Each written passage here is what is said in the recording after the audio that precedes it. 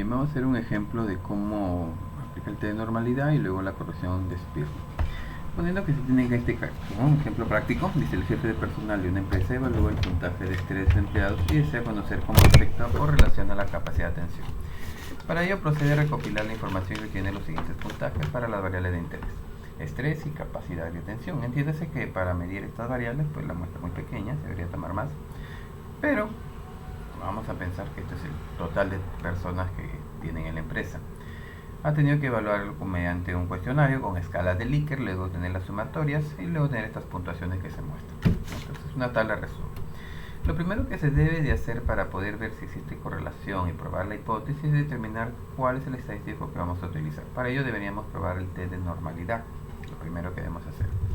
Entonces se debería plantear la siguiente hipótesis, que las variables provienen de una distribución normal como hipótesis nula, y la alterna es que las variables no provienen de una distribución normal. Luego tú deberás determinar un nivel de significancia. El nivel de significancia puede ser 1, 2, 3, 4, 5, hasta máximo un 10%. Se puede aplicar cualquiera de ellos. Si trabajamos con menos porcentaje, es decir que son altamente significativos. Si al 1% yo puedo rechazar la hipótesis nula, ¿cierto? Entonces es altamente significativo. El estadístico de prueba para este caso, para poder comprobar la normalidad, como es una muestra menor de 30, utilizaremos el test de Shapiro-Wilk. ¿Cómo podemos nosotros determinar? Vamos al Jamovi. Luego que nosotros hagamos el cálculo de Jamovi, vamos a ir a una regla de decisión. Si el P es mayor que 0.05, aceptamos la hipótesis nula. Quiere decir que las variables provienen de una distribución normal. Pero si este p-valor es menor que 5%, es decir, menor que cualquiera de estos niveles de significancia que yo esté proponiendo en mi investigación, rechazamos la hipótesis nula. Quiere decir, rechazo este y me quedo con la alterna, que las variables no provienen de una distribución normal. Para hacer la normalidad podemos ir a Excel, y en Excel nuestros datos deberían estar puestos de esta manera, en columnita. Si usamos un software que nos ayudará a nosotros a hacer el test un poquito más rápido, sería pues en este caso Jamovi. Los datos los pasas y los pegas en este software, Jamovi. Como un software libre, tú puedes descargarlo. Lo pegas y tendrías tus variables. Luego que pegas estas variables, da doble clic por acá y podrías cambiar acá el nombre de la variable, completa el nombre que tú quieras y la cambiamos a continuo. Entonces, realizado este procedimiento para las dos variables, si aparece una tercera variable no te va a afectar, lo puedes dejar, o si le gustas eliminar variable, ok, y está eliminada la variable. Bien, luego nos vamos a pruebas T. Para una muestra tendríamos que seleccionar nuestras dos variables de interés, pasamos, y acá tiene muchas opciones. Este test de estudio la puedes quitar porque no nos interesa a nosotros la normalidad de datos. Seleccionamos y acá tenemos una tablita. Vemos que nos aparecen tres indicadores, copiamos y lo vamos a pasar acá a nuestra hojita de Word de trabajo, porque acá es el test de Shapiro-Wilk. Lo vamos a pegar, y lo que por ahora, como solo estamos interesados en Shapiro-Wilk, lo demás lo vamos a eliminar. Eliminamos la fila, acá también eliminamos.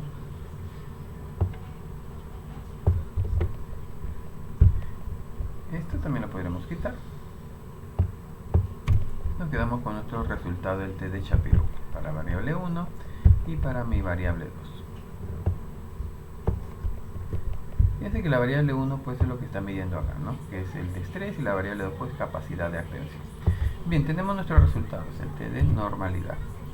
Lo vamos a interpretar de acuerdo a lo que nosotros tenemos nuestra regla de decisión, y dice lo siguiente: si el P es mayor, aceptamos la hipótesis nula. Vemos que acá nosotros vamos a aceptar la hipótesis nula para este caso. Para este caso aceptaremos la hipótesis nula. Aceptamos la hipótesis nula, que hicimos que los datos provienen de una distribución normal. Estamos aceptando que vienen de una distribución normal. Y en el otro caso vemos, si trabajáramos con un 5%, nosotros diríamos que nuestros datos no provienen de una distribución normal, porque es menor que nuestro nivel de significancia. Nosotros estamos proponiendo un 5%, sería menor. Si hubiéramos propuesto un 1%, nos daríamos cuenta que nuestros datos no provienen de la distribución, porque este sería mayor que nuestro nivel de significancia. Por eso es que altamente significativo, entre menor sea el error, es mejor. Entonces, como les digo, si estuviéramos trabajando con un 5% para el ejemplo, tomamos el 5% y nos decidimos entonces que en una cumple y en la otra variable no cumple la normalidad. Entonces podríamos nosotros interpretar. Al comparar este valor con la significancia, tenemos que para L1 el valor mayor que 5%, para L2. Entonces, podemos decir, en este caso, utilizaremos una prueba no paramétrica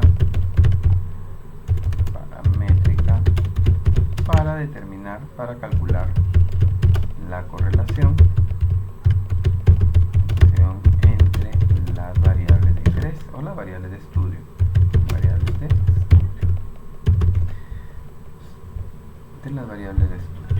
Ya está. Entonces, si el objetivo general en esta investigación es determinar la relación que existe entre ellas, planteamos, ¿no? Dice determinar la relación que existe en la variable 1 y la variable 2.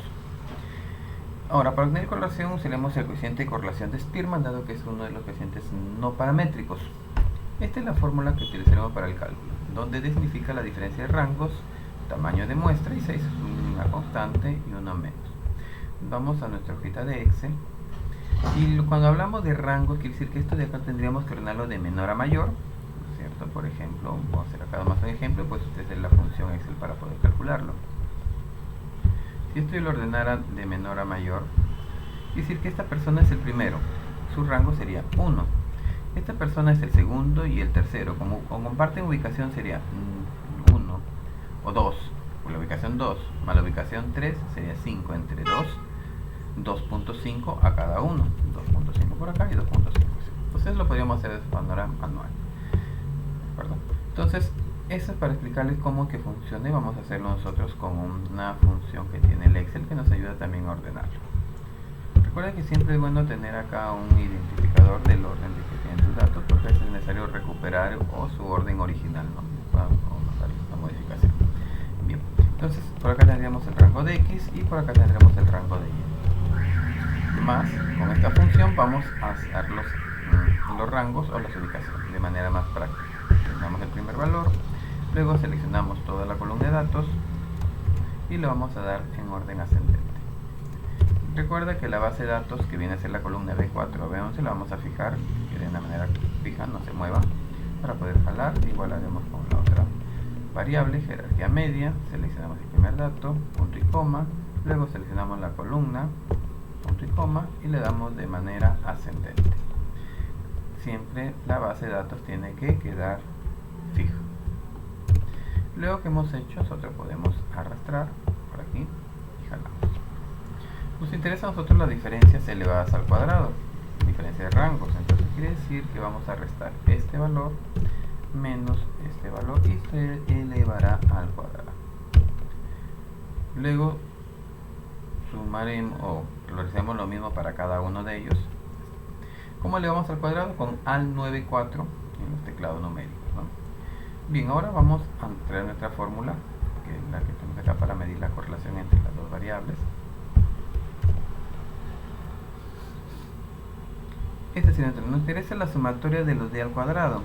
¿Ya? Nos interesa la sumatoria. Entonces por acá luego puedo poner suma d al cuadrado, sumatoria al cuadrado. Entonces haremos suma, voy a sumar esos valores.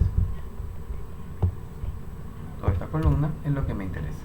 Luego reemplazaremos solamente en la fórmula para poder calcular, recordando que n vale 8. Bueno, con 8 datos, 8 encuestados. Sería 1 menos 6 por la sumatoria, y esto se dividiría entre 8 elevado al cubo menos 8. Y esta es la correlación que nos da. No vemos que es un 0.02, que es muy bajo. Entonces podemos buscar en internet de repente las valoraciones para poder contestarlo. A ver, por acá, escalas, podemos poner, ¿no? Escalas de valoración en R de Spearman. Vamos a buscar acá. Ahí está. De repente por acá lo tenemos de una manera más rápida. De repente en este valor lo podamos tener mientras que va descargando. Debemos recordar mientras que va descargando, y de repente por acá no tenemos los valores.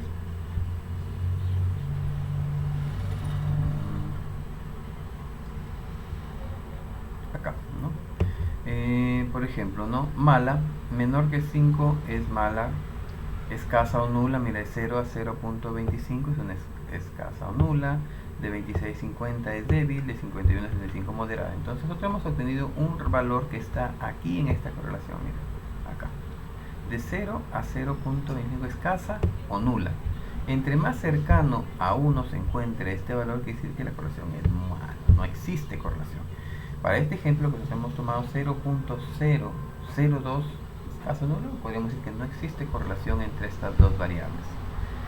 Entonces, si nosotros queríamos determinar correlación de Spearman, es decir, se determina, por acá la pondríamos en nuestros cálculos, hemos determinado que esto por aquí, esto es igual a 0.0. Esto es igual a 0.02. Entonces podríamos interpretar, ¿no?, el valor de la correlación de 0 o 2%, ¿no? 2% podemos llevarlo de repente a un porcentaje de la correlación de 2%. Podemos el valor de la correlación, vamos a ver acá, el valor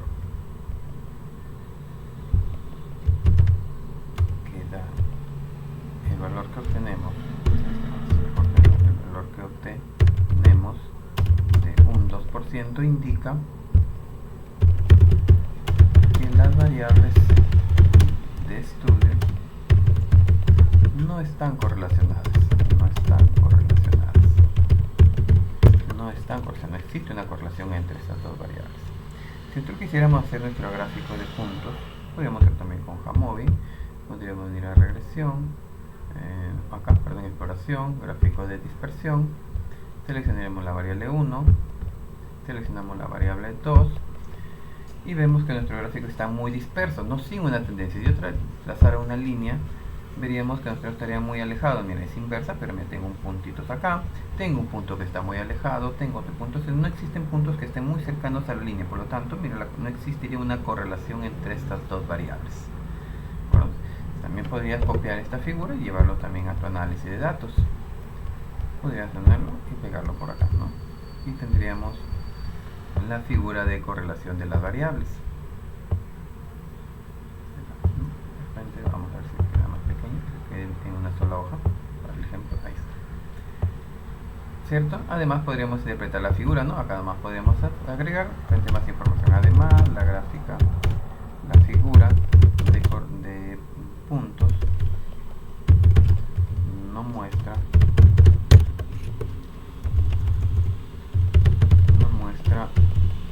una tendencia, ¿no? Una tendencia con respecto a la línea. Poner la línea, ¿no? La línea es un promedio. No estamos solamente hablando del, queremos saber el grado de correlación. Vamos a poner la línea, ¿no? Y ya tendríamos entonces nuestra interpretación para esa figurita. Vamos a hacer más chiquita, disculpe, para que entre acá. Quiero verla más. Entonces ya tendríamos.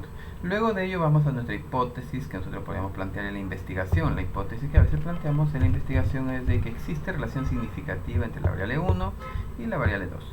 No existe relación significativa entre la variable 1 y la variable 2. Suponiendo que hayas planteado 3% nivel de significancia, luego vendría nuestro estadístico de prueba. El estadístico de prueba es una t-de-student con n menos 2 grado de libertad. Entonces vamos por acá. Y acá, ¿quién vendría a ser el valor de R? El valor de R que hemos calculado en este momento. Nosotros vamos a la ecuación.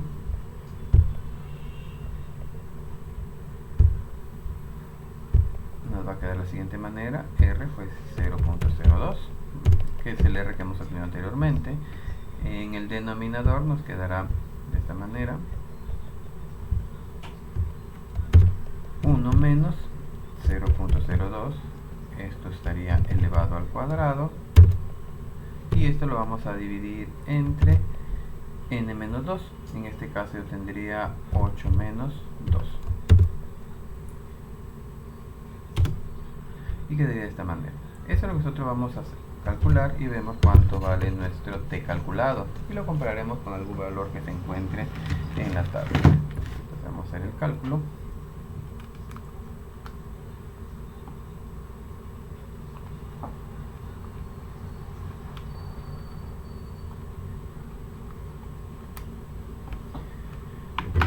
0.048 es lo que nos arroja, bueno, 49, ¿no? Haciéndolo en una calculadora. Ese es nuestro T calculado.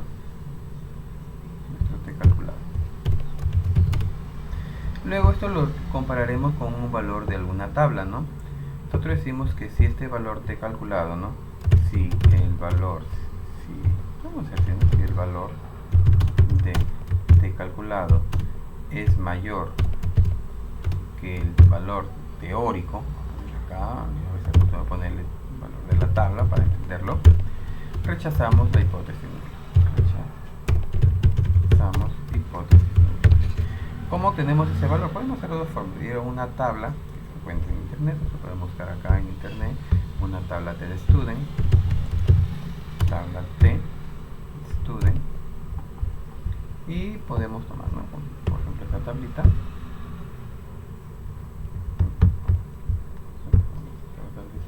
Acá me parece. Y tendríamos nosotros, por ejemplo, esta tabla.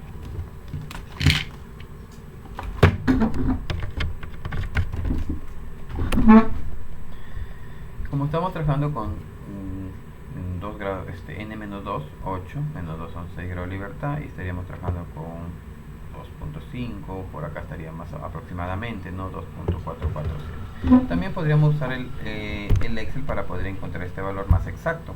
Trabajamos por acá, diríamos lo siguiente, más distribución inversa, vamos a poner inversa, T de 2 colas, la probabilidad 0.05, grado de libertad 6, y este sería el valor, ¿no? Si fuera 5%, y podríamos compararlo con el valor de la tabla, miren, 2.447, que nos está dando acá. Tenemos que decir que estamos coincidiendo con el resultado. Si trabajamos con una probabilidad distinta, yo le he puesto 3% para ver cuánto nos da, fijamos acá, 3%. Entonces el punto crítico sería 2.83. Ese sería nuestro valor teórico. Entonces lo llevamos acá a nuestro Excel y por acá podríamos decir, ¿no es cierto? Podríamos reemplazarlo acá, por aquí abajito.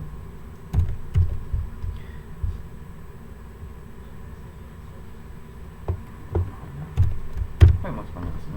El valor de calculado es menor que el valor de la tabla. Es menor, ¿por qué? Porque mi valor de la tabla yo podría poner acá, ¿no?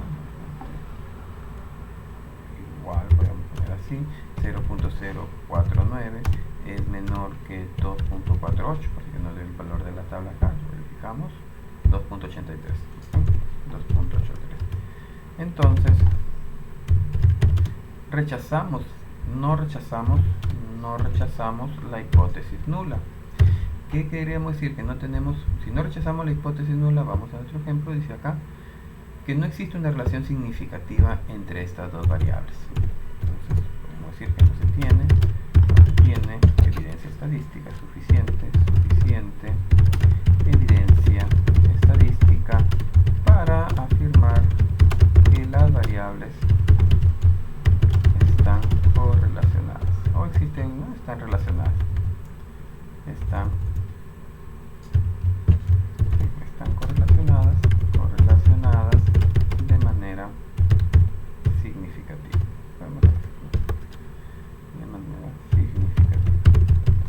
Y con eso estaríamos concluyendo lo que es este caso. Entonces recuerden que cada vez que nosotros queramos ver o hacer una correlación entre variables, siempre se recomienda ver la normalidad, porque eso dependerá que seamos un estadístico. En este caso hemos usado Spearman, pero pudo ser Pearson, pudo ser Kendall u otra medida de asociación o relación entre variables.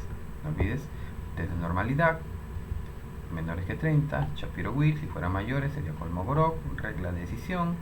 Luego de esto, pues determinas qué estadístico vas a utilizar. En este caso fue correlación de Spearman. Recuerda que las diferencias son los rangos, lo hemos obtenido en Excel. También puedes hacer una figura. Si la figura ves que los puntos no se llevan a una línea de tendencia, puede ser que los datos no están correlacionados entre sí. Luego planteas tu hipótesis general de investigación, que existe una relación significativa entre las variables. Este valor calculado lo comparas con el valor de la tabla y con eso terminas la parte de análisis. También podríamos hacer, para terminar esto, no alargarlo mucho. Podríamos hacer también un diagrama de cajas. Podría yo tomar esta variable con X nada más y llevarlo a nuestras figuras, todos los gráficos, y podríamos generar el gráfico de cajas para la primera variable. Si te das cuenta, vamos a por acá, quitamos esto por ejemplo de aquí, vamos a hacerlo esto en 25, que se ve mejor la tabla. Ahí está, tenemos nuestra primera figura. Luego realizaremos lo mismo para la otra figura y vemos cómo van quedando. Tomamos la otra figura, perdón, los otros datos, y vamos a realizar el diagrama de cajas.